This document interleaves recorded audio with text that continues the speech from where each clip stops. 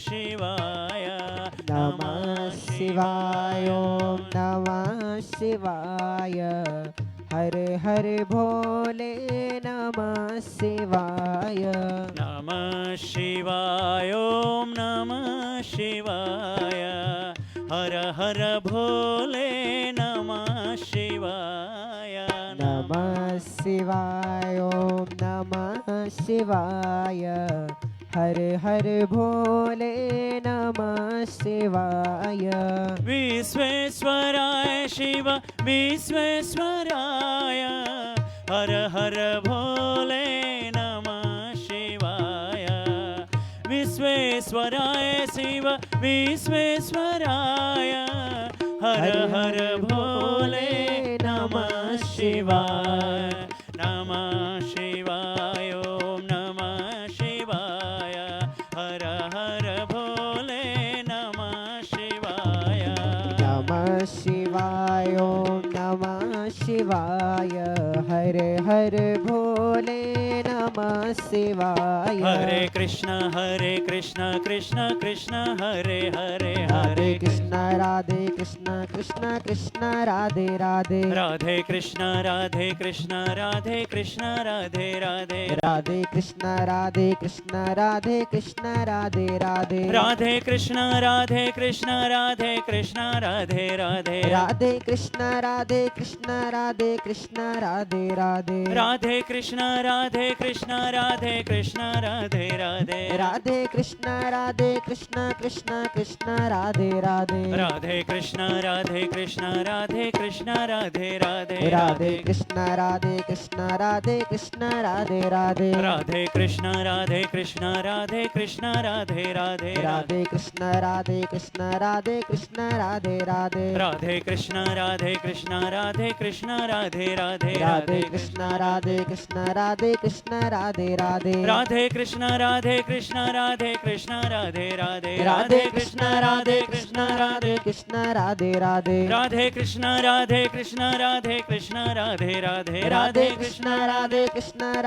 Krishna Radhe Radhe. Radhe Krishna Radhe Krishna Radhe Radhe. Radhe Krishna Krishna Radhe Radhe. Radhe Krishna Radhe Krishna Radhe Radhe. Radhe Krishna Krishna Radhe Radhe. Radhe Krishna Radhe Krishna Radhe Radhe. Radhe Krishna Krishna Radhe Radhe. Radhe Krishna Krishna Radhe Radhe Krishna Krishna Radhe Radhe. Radhe Krishna Krishna Radhe Radhe Krishna Krishna Radhe Radhe. Radhe Krishna Krishna Radhe Radhe. Radhe Krishna Krishna Radhe Radhe. Om Purnamadah Purnamidam Purnat Purnamudachyate Purnasya Purnamadaya Purnamevavaseshyate. Om Shanti Shanti Shanti.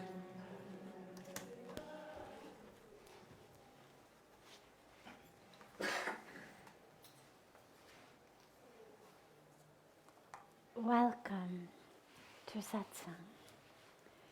We'll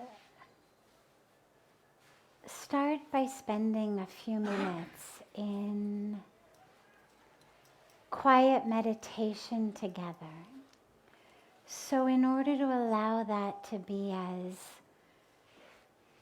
quiet, at least from the outside, as possible, the inner silence we'll work on, but to keep the outer silence flowing, if those of you who are here can just move a little bit this way, because inevitably people will come in through that door and it'll just prevent it from disturbing, because then they can, you're fine there, but then as people come in, they can just easily come in here.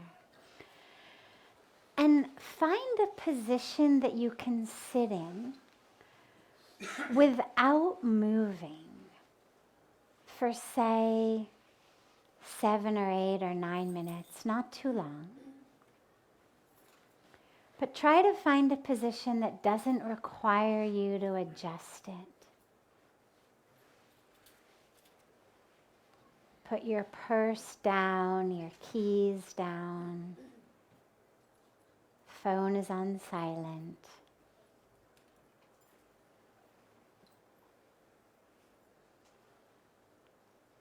we might as well at least give ourselves the best possible beginning we can by quieting the outer world. And then draw the awareness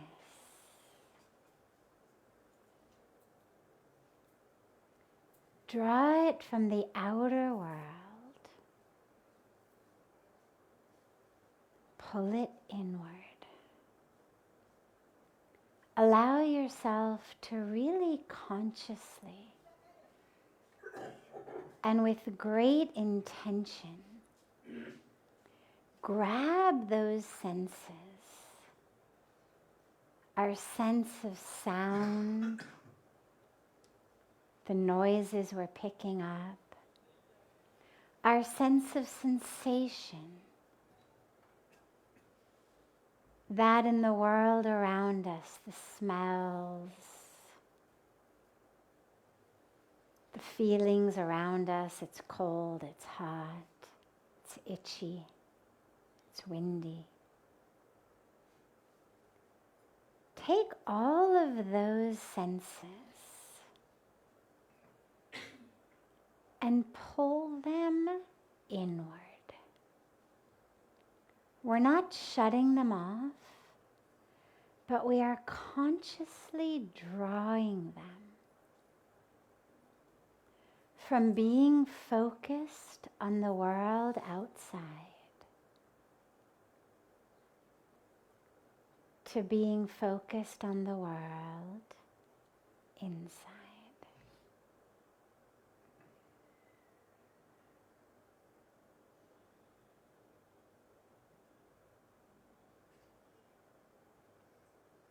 And draw the awareness to your breath.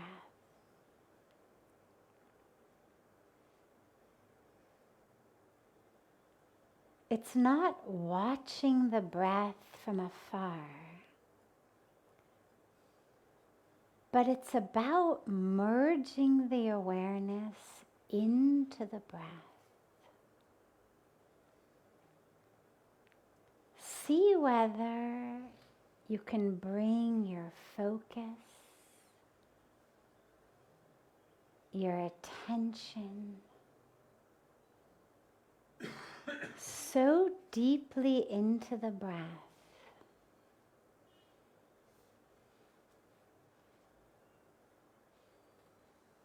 that in a few moments there becomes nothing but breath.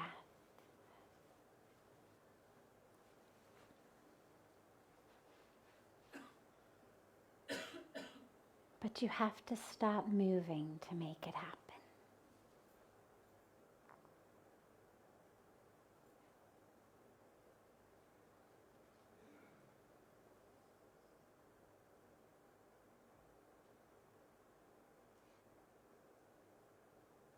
Draw the awareness deeply into the breath.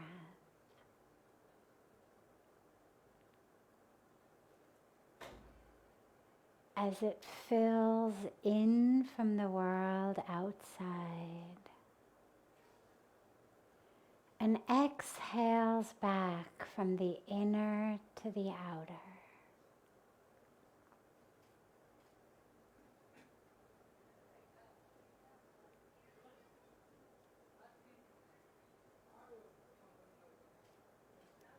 And as we merge into this cycle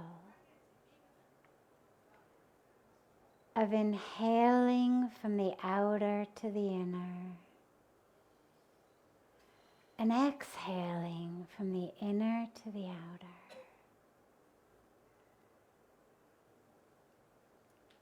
allow that border between inner and outer to dissolve.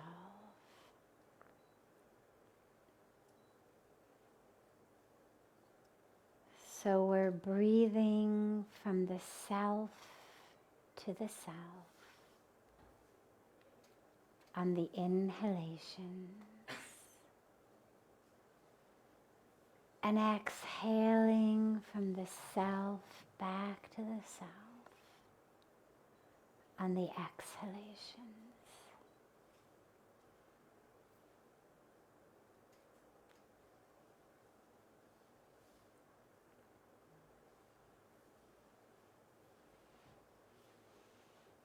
There is no inner. There is no outer. There is only the breath.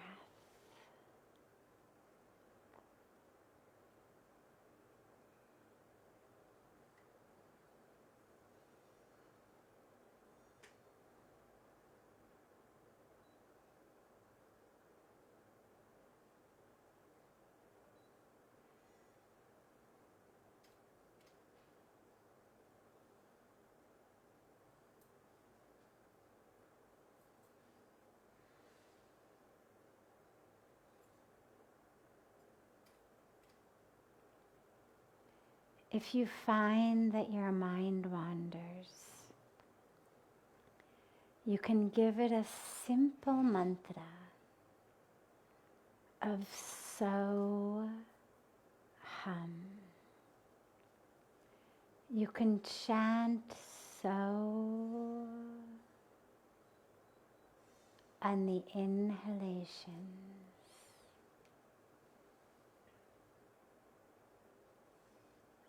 and hum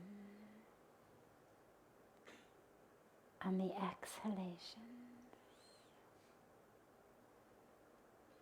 It means I am that.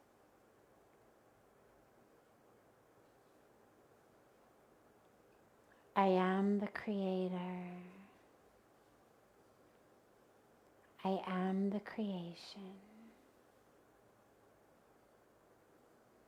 I am one with the universe.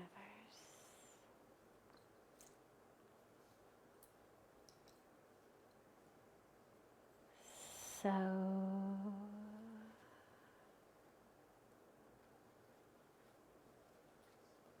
hum.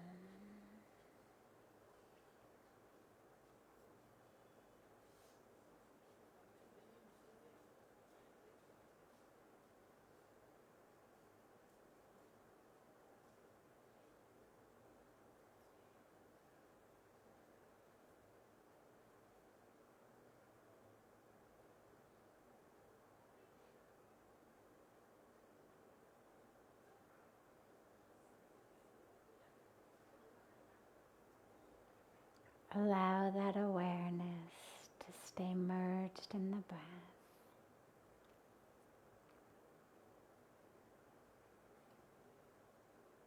The self breathing in the self.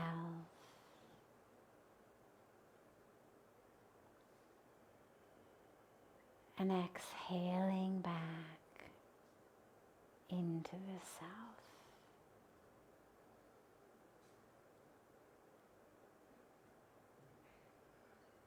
No inner, no outer.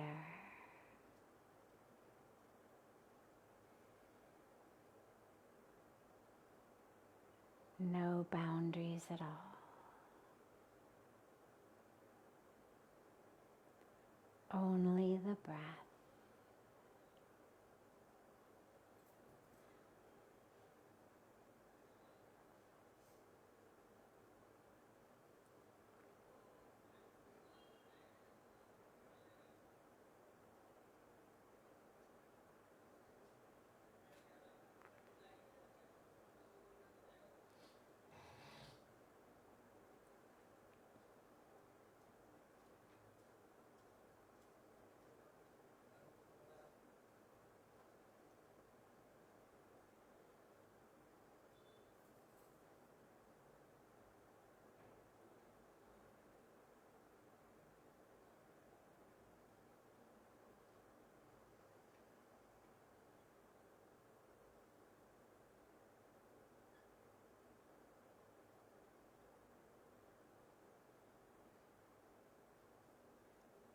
Slowly bring the palms of the hands together at chest level and rub them gently against each other.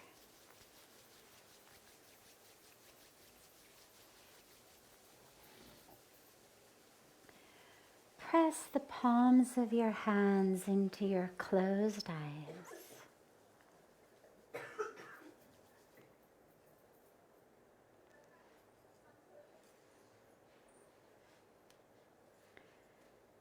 Slowly open the eyes and lower the hands.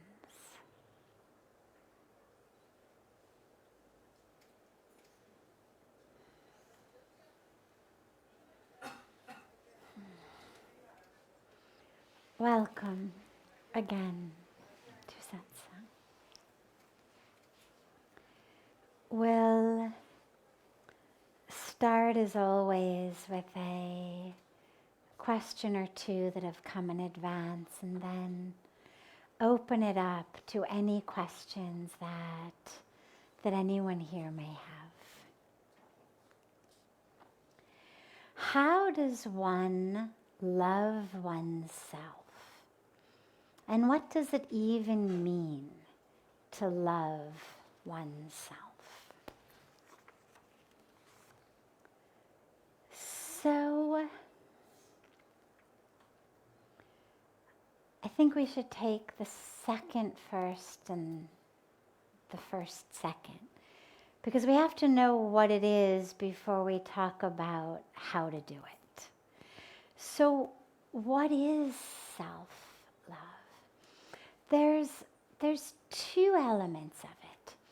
One you could call a lower level, not lower as in bad, but lower as in more of sort of a superficial level, but nonetheless we are here in a body and that level exists. And then one level we'll call the higher, truer, fuller level. On the lower level, the level of the lowercase s self, the level that says, here is where I was born, here's what I've been through, here's what I've overcome. That level to love oneself is simply about compassion. It's simply about extending the same practice of compassion, practice of loving kindness that we have toward the whole world, the same practice of forgiveness that we have toward the world, because these are essential building blocks of a spiritual practice. While no practice looks the same, they all have some of the same essential components. I mean, it's like go to different parts of India and you get khichdi in different parts of India. Well, they may use different types of dal. They may use slightly different types of spices. Some places may put veggies in it. Some places may put ghee in it. Some wouldn't. Some may, saute the dal and the rice first and then add water. Some might add it straight into the water. Slightly different. But the rice and the lentils are essential core components. You cannot have khichdi without rice and lentils. So in the same way, compassion, loving kindness, forgiveness, these are essential components of a spiritual path. Worship God with form, without form, with name, without name, this way, that way, doesn't matter. These are flavorings. But core components are essential. And so when we embark on those core components, most of us tend to focus only on the outer world. So we focus on compassion for others, compassion for animals, compassion for the planet, love for all, wonderful. But a lot of times, tragically, we leave ourselves out. And it's this tragic irony of a meditation on loving kindness, a meditation on compassion. And I stand up and I start to berate myself for something or the other. Oh, look at that again, you're late for work. Set the alarm, you hit the snooze button. You're a lazy failure, right? Now, where'd my compassion meditation go? Where'd my loving kindness meditation go? Or I stand up, I walk into the bathroom. Oh, you fat slob. Again, you shouldn't have had that cake last night. What are you doing? Right? All the ways that we judge ourselves, condemn ourselves, criticize ourselves. So on that level of what we'll call lowercase s self, that's physical body, personal drama, history, identity, ego, all of the stuff. We actually have to begin to love ourselves on that level as well. And that works by having compassion, the same compassion that we're learning to have for others. The same love, the same forgiveness that we're learning to have for others, we extend to ourselves. But self-love takes us to a much higher place, and it must. Because my self-love isn't really love. If all I can do is say, yeah, okay, you had it kind of rough.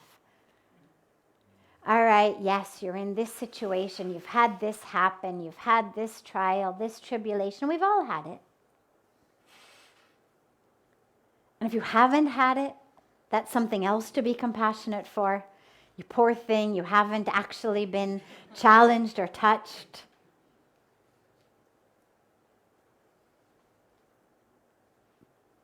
But if I make myself stay only on that level, it's not really love, because then I'm actually preventing myself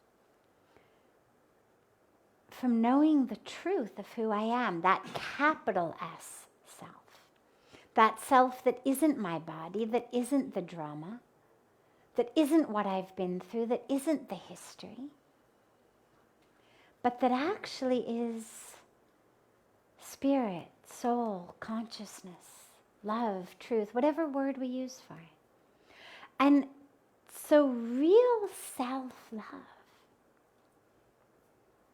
is to say to myself, yeah, the drama happened. Okay, you did the very best you could. You're still doing the best you can. Yes, that anger. Yes, that impatience. Yes, that judgment. Yes, all of that. We have compassion for it. We even have love for it because we understand it's the best that you could do with the karmic package you had at the time. And no, you don't get to stop there. Because while we don't have control over other people's paths, we don't have control over how much other people embrace their truth or step up to the path of their life. We have it for ourselves. It's the only thing we have control over. And to really love ourselves requires that we not let ourselves off the hook so easily. That we actually require ourselves to look at the self as soul, as spirit, as consciousness. And so when that voice comes in, here's what it looks like in an example. Let's say that voice comes in. So I've just stood up from my meditation on compassion, and the voice comes in and says, oh God, you're late for work again. You're useless. You're worthless. You should have gotten up early. You set the alarm. You couldn't do it. Stupid thing. Lazy. Okay. So my response to that is on two levels. My self-love response, two levels. First level is simply to open my heart to compassion.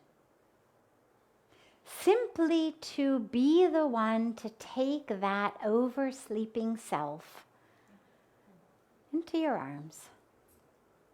It's okay. There's nothing in any of our scriptures that says you are unworthy of God's grace if you sleep past sunrise. Nothing in any of our scriptures that says you are unworthy of God's grace if you didn't stick to your diet. Nothing that says you're unworthy if you went to sleep angry. They create other problems for us, but none of them disqualifies us from grace. There's a beautiful line in a poem by Khalil Gibran, who's one of my favorite poets. It's a poem on giving. And it says something like, I'm going to paraphrase, which I apologize for, but it says something like, we give only to those we deem worthy.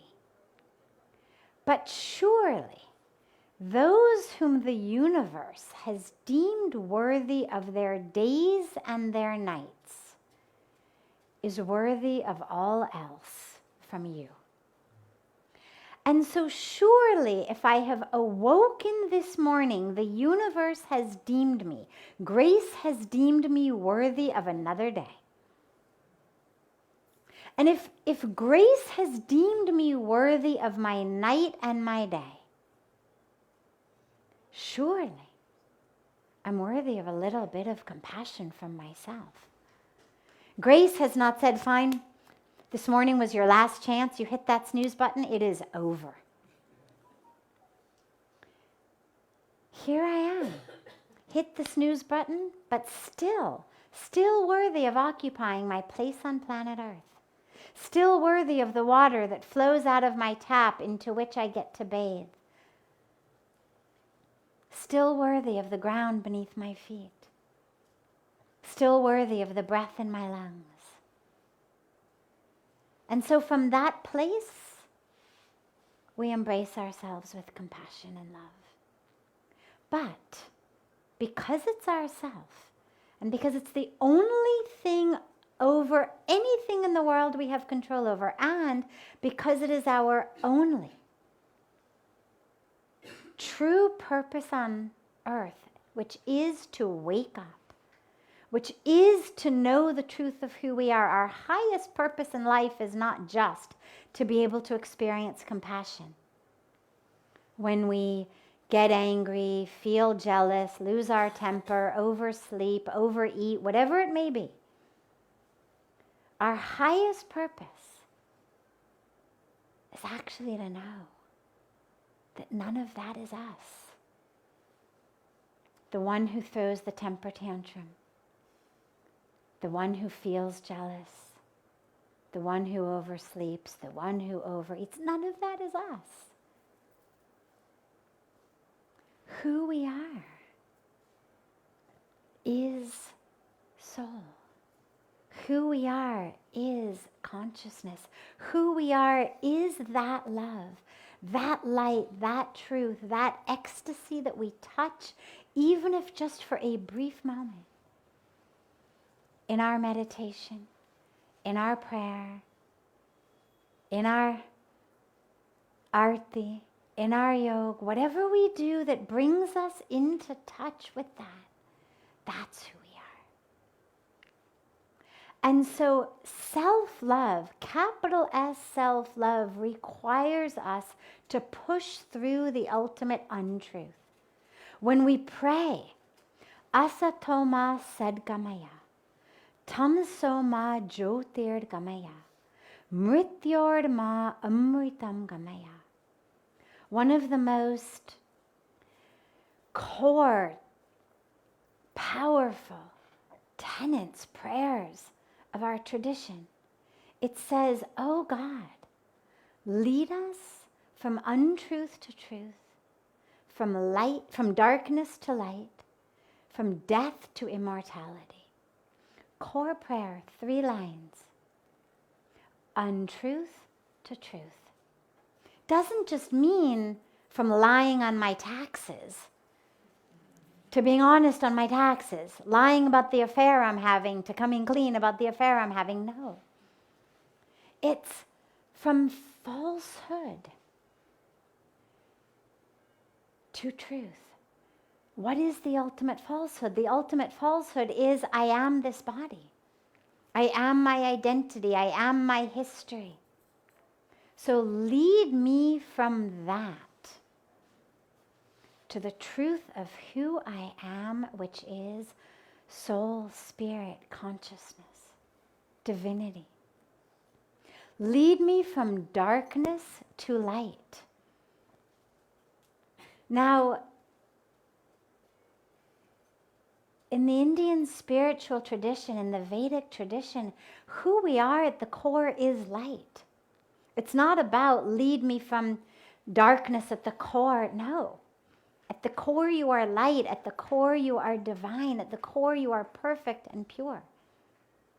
The darkness is simply a darkness of ignorance.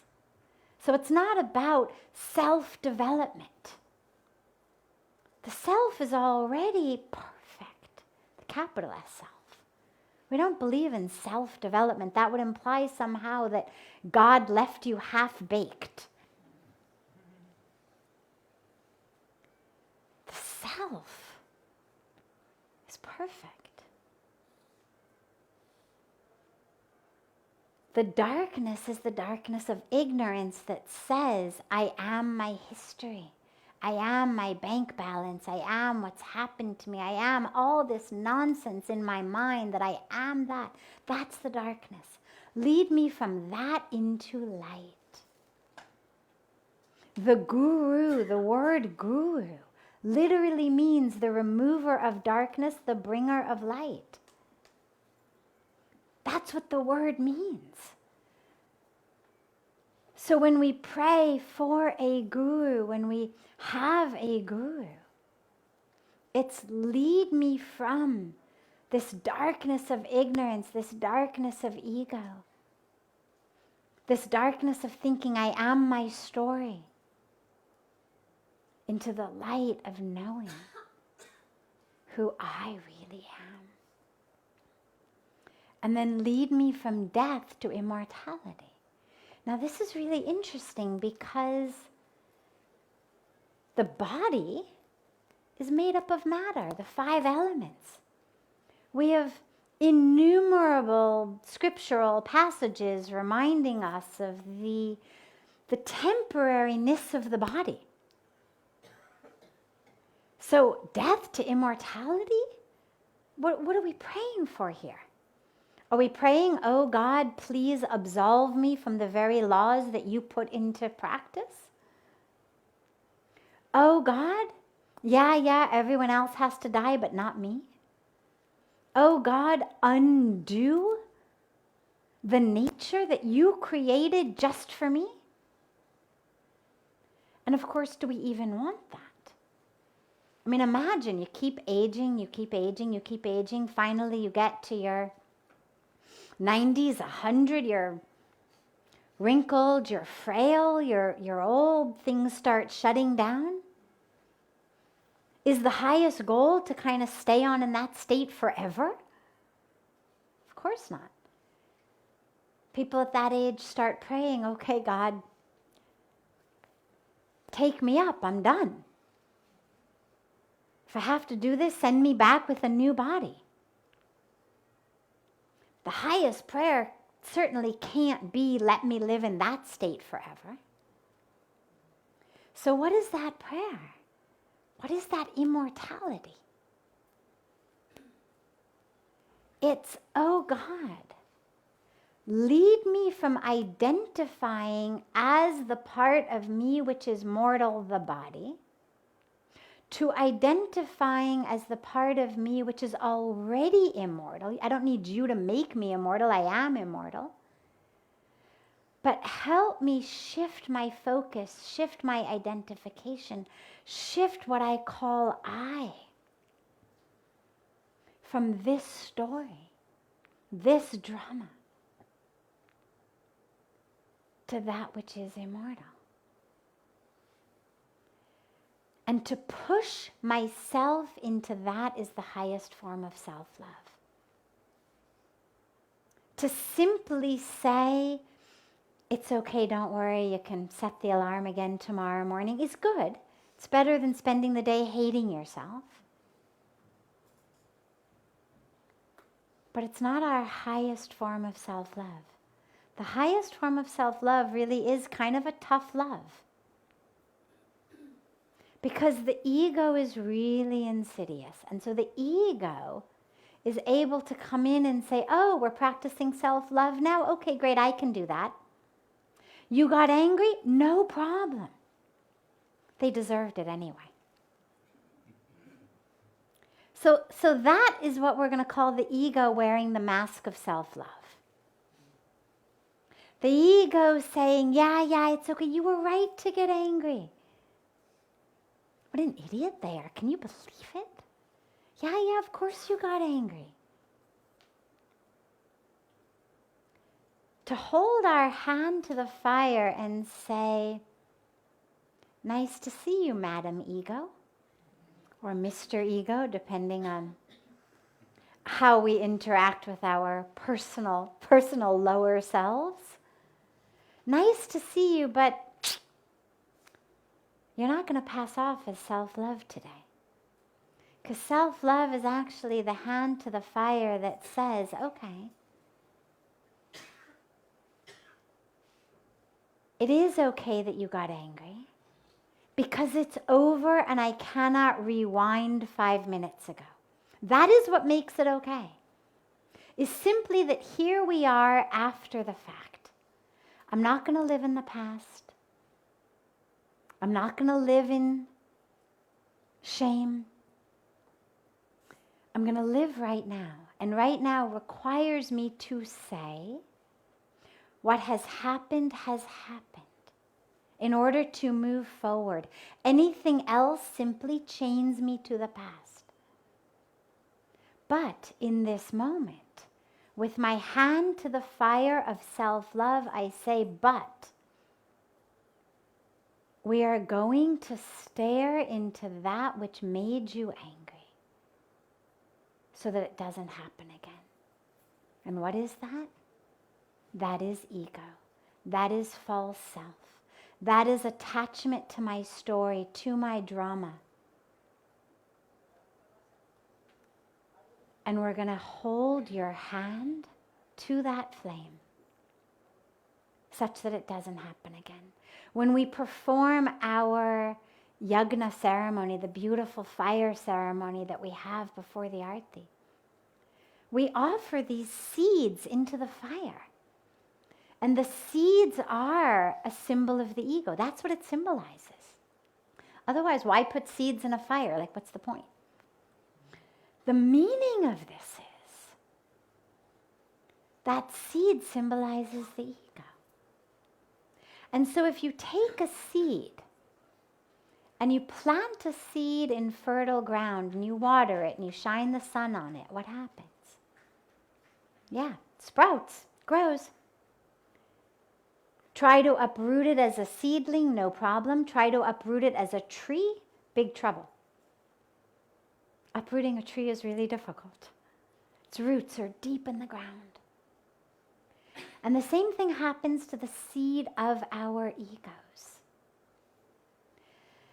As it grows, those roots literally wrap themselves around our hearts, around our sense of self. We then get on a spiritual path and we talk about uprooting the ego, and it's like, oh my God, my heart's going to go along with it. And this is why we do yagna. Because what the yagna does, if you take a seed, a literal seed, and you roast it, then no matter where you plant it, no matter how much water or sun you shine on it, that seed will never sprout. And so as we perform the yagna, we are literally saying to God, take the seeds of my ego and roast them in your fire. Roast them. So that regardless of what happens in my life, regardless of how much acclaim or success or failure I may get, because of course the ego spans the whole spectrum from success to failure, from acclaim to shame and everything in between. But so that no matter what happens, that seed doesn't sprout. So self-love requires tough love. It requires literally us holding ourselves up and saying, is this truth? Is this truth? Love for others requires just the compassion, the forgiveness, the loving kindness, the space. We're not taking other people's hands and holding them to the flames. But self-love requires that and more. Requires us in every minute saying to ourselves, am I really living my highest truth in this moment? Or am I living in a drama of my own making? Am I the star of my own show? Whether it's I'm the best show or the everything is against me show. Either way, if I'm playing the starring role, I'm not doing justice to myself. So before you can get to self-love, you have to at least get to self-justice. Then love starts to blossom. So that self-love requires us to really keep asking, but we ask with love, with compassion, knowing that we're going to the highest place.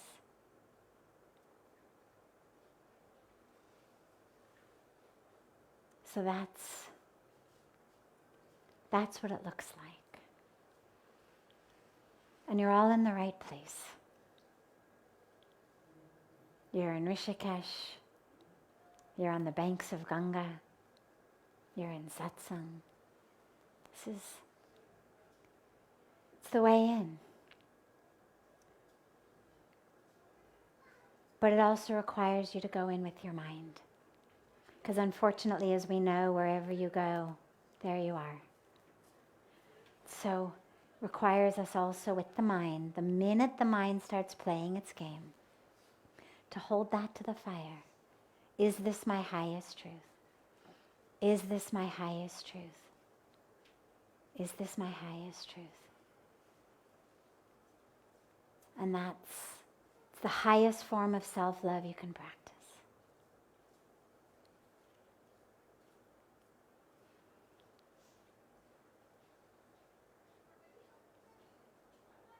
Before I take another of our questions that came in advance, I'm happy to open it up if there are any questions that anyone here may have.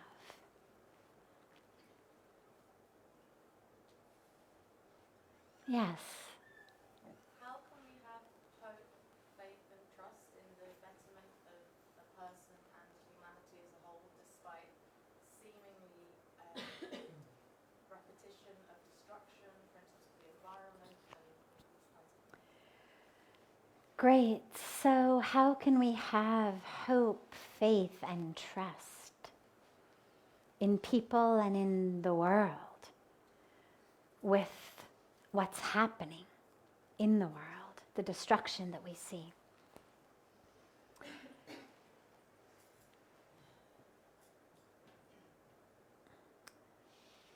So hope, faith, and trust are actually slightly different from each other. So let's look at them. You've given us three different tasks for us to have for the world.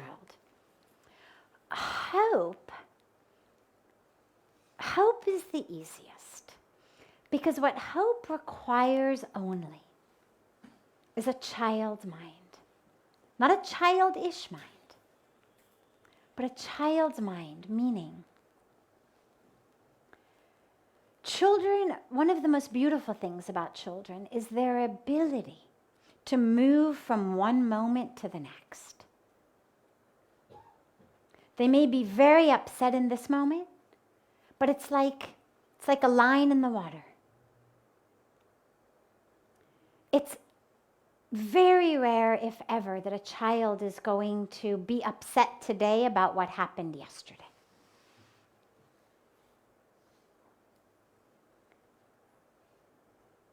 They're very good at letting things go. And I'm not talking about massive trauma. I'm talking about Billy stole his truck. somebody else got picked for the team. He didn't get an extra cookie. Whatever it is, the stuff that upsets us when we're young. A line in the water. Every moment, renewed hope, renewed hope, renewed hope. The problem for us is we change how we see the world based on that which has happened. And here's the great dilemma with that. We base our vision not really on what's happened, but on this very skewed image of what is happening that we are given in the media. So for example, if I pick up a newspaper, or if I go on to Google News, what am I going to see? Destruction, violence, crime, hatred. What I'm not going to see is love and helping and compassion and coming together. Because that just doesn't make the news, sadly. But my vision of the world is rooted in what I'm seeing in the news. And so I'm not seeing all the people planting trees. I'm seeing all the fires that are destroying trees. I'm not seeing all the people building homes for the homeless, feeding the hungry. I'm seeing stories of those who have gone into someone's home and killed the whole family in a drug-induced moment of fury.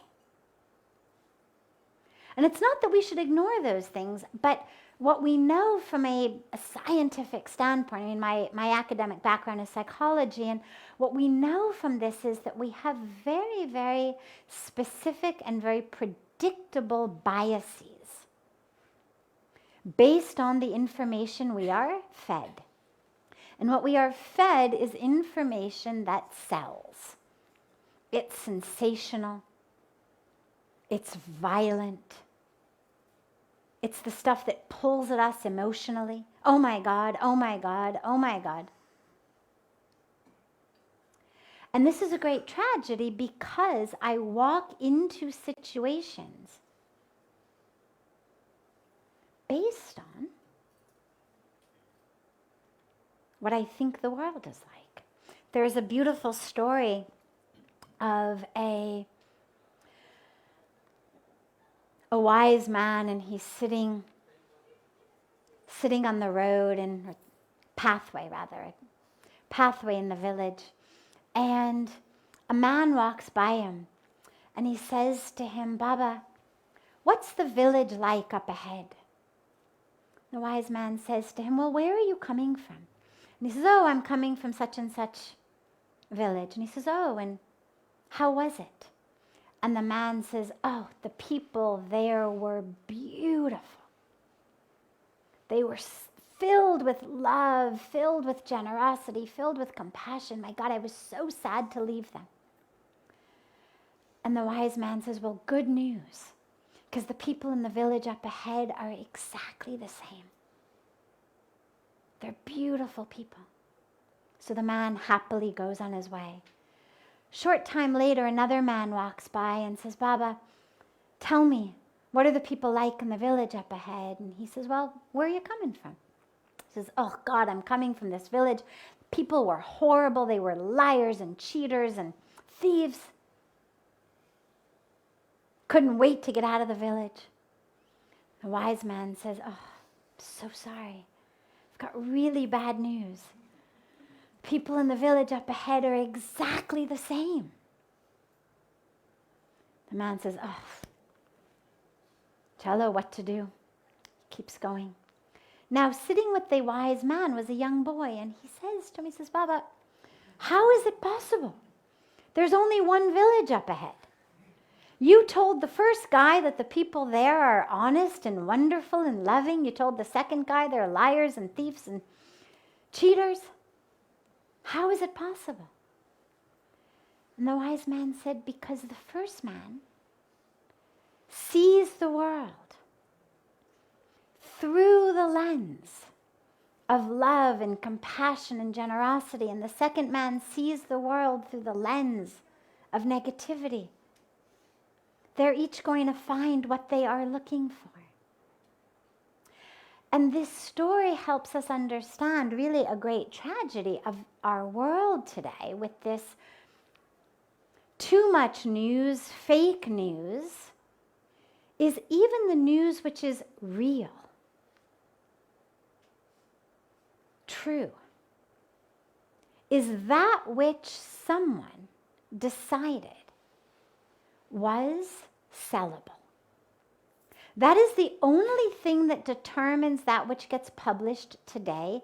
Does it sell? Because imagine how many things happen in the world. I mean, you take even the Rishikesh newspaper, for God's sakes. How many things happen in Rishikesh? Forget a paper like the New York Times or the LA Times or the Tribune that's covering not just one major city, but a country in the world. How many things happen in a day? How much can you possibly cover? And so they have to choose. And the one deciding factor is, will people click through if it's online? Will they buy my paper if it's offline?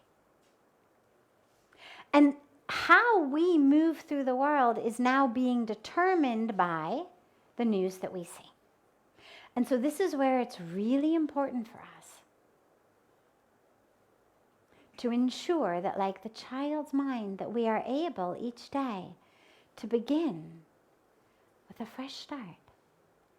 Yes, and each moment, yes, there's lying, there's cheating, there's violence, there's war, there's destruction going on in the world. And you know what? There's a lot of truth-telling and loving and helping and service and protection of the environment that's also going on in the world.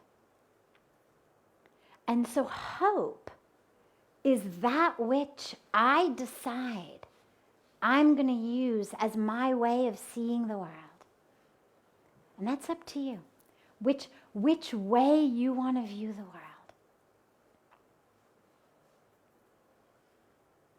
So why not?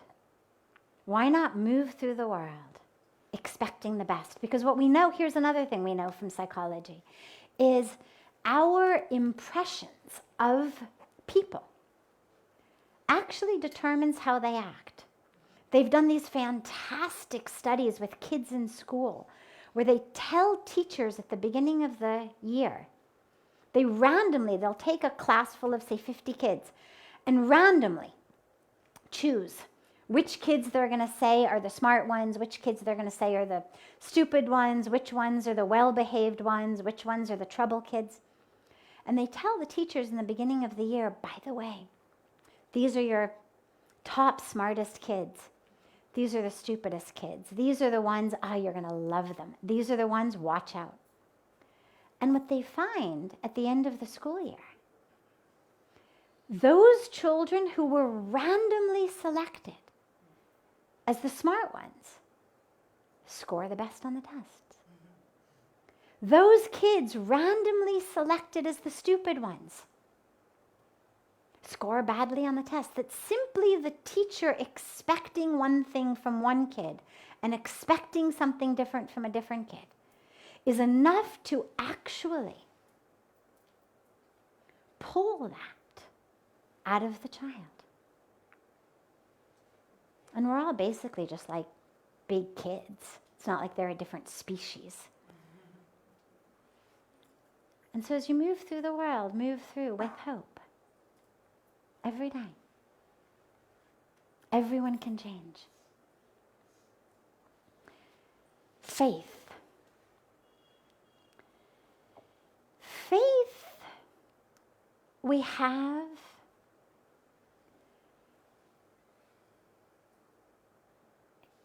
not based on what people do. Faith is based on who they are. Because people are human. And we make mistakes. And we do act out of anger, and we do act out of ego, and maybe some of us do it less frequently than others do it, but as long as we're still working through our human karmic packages, it's going to happen sometimes. Our faith in people must be rooted not in just what they do, but it's rooted in who they are as people. And this is where we also turn to a higher form of faith, which is in God, in the universe. And in that faith, what we realize is there is an intelligence in the universe that knows what it's doing. But here's the caveat with that. It also has no agenda. And so the universe has no preference that I'm aware of for a particular ratio, say, of oxygen to carbon dioxide to nitrogen, to a certain temperature. We have a preference because we need a certain ratio and temperature to live. And it's a very fine window. The universe doesn't have such a preference. I don't think that the universe was any less happy in the Ice Age than it is today. The universe doesn't have attachment. We do.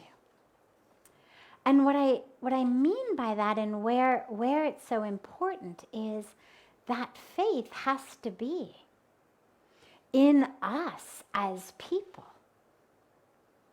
to move forth with the intelligence that the universe gives us.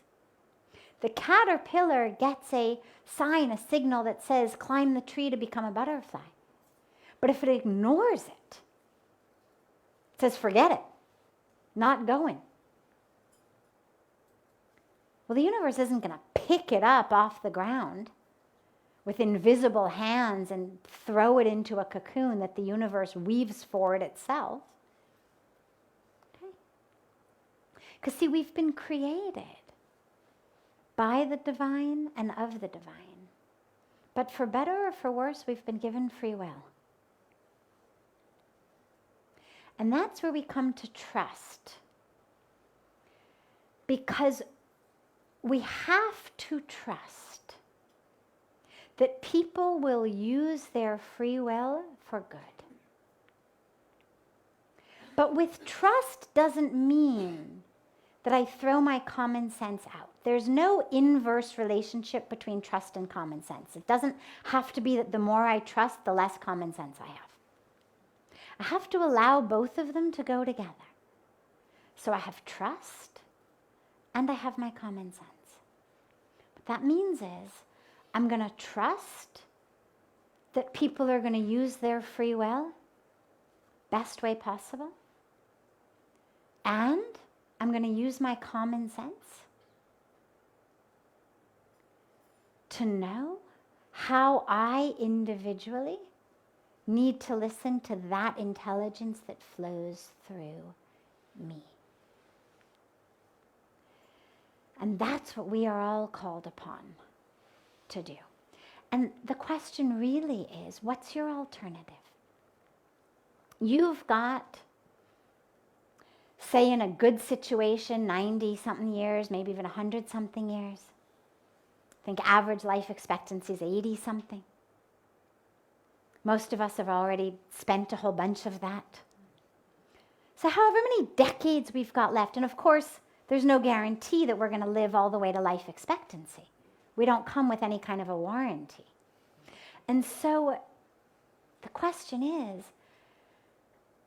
how are you going to live the rest of what you've got left? Because that is in your hands. And so you can become jaded. You can become disillusioned. You can become just like everyone else. Just like everyone else in your narrow vision of what everyone else is like from the news that has been sent to you. Or you can realize that every moment is a gift. And more than that, every moment is an opportunity and an invitation to co-create a different reality. And it may or may not, in your lifetime, have a ripple impact that transforms the world in a way that you are able to see the difference. But it certainly will change your own environment. That we know for sure. And at the bare minimum, it's going to ripple out onto those closest to you. But we actually all have a much greater possibility and a much greater potential for a ripple impact. But we have to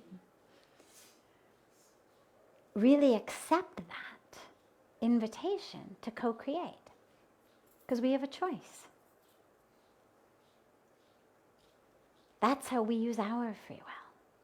Okay, oh, it seems to me that there's nothing but war and destruction. Okay, fine. Either I will also become destructive and violent, or I will sit this one out. I'll distance myself from it. I won't engage.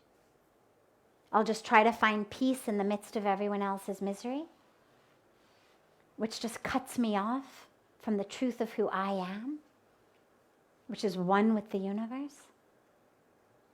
Cuts me off from my co-creating energy. Diminishes who I am. Or I say, you know what? That may be what's going on there up until last minute. Up until 1 minute ago. But right now, in this moment, I'm going to co-create something different with the universe. And that impact ripples out and ripples out and ripples out. And the more of us who do that, that's how we bring about transformation. Be the hope. Be the hope. If you can't have hope, faith, and trust in the world, no problem. Have it in yourself. Begin with it in yourself.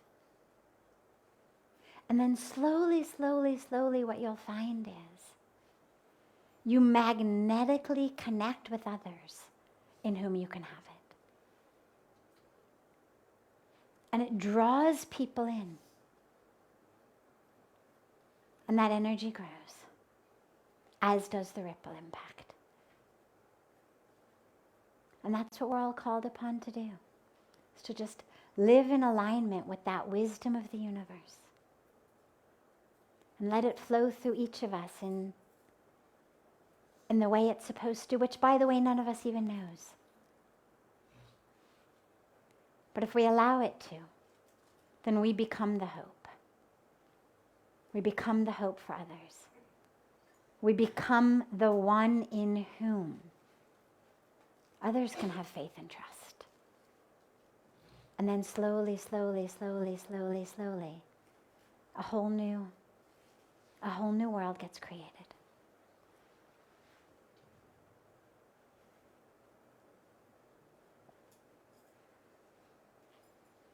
Wonderful. Have a beautiful, beautiful rest of your evening, everyone. And we'll see you all tomorrow.